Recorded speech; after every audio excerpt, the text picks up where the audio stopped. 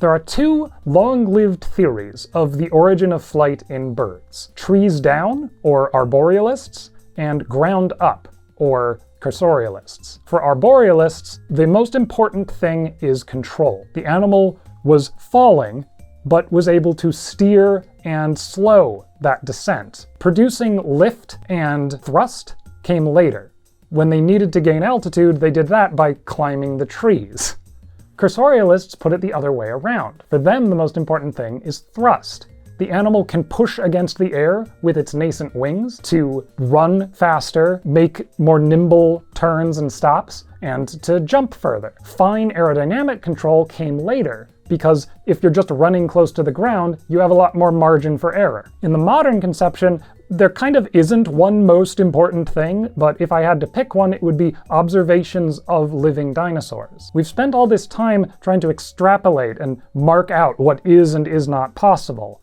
We've been able to determine that these animals could climb and jump and run. They could flap and glide.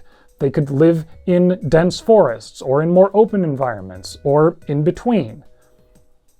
But sitting there and figuring out what could have happened didn't get us as far as observing what did happen. What do we have evidence for? When we observe how living dinosaurs move and what that activity does to their bodies, especially while they're growing up, that lets us create testable predictions about fossil organisms, both about their skeletons, of course, but also their feather size, shape, and distribution, their muscles, their footprints, the tissues of the feet. And the picture that's emerging is that the common ancestor of these animals, for whatever purposes, had evolved the foundation of a wing mechanism, which varying lineages then built on, optimizing for how each of them got around. Several of them approached or even achieved flight in the late Jurassic and early Cretaceous. Where both of the older hypotheses had the earliest flyers doing a couple of specific things in particular environments in a discrete order, the new understanding is much more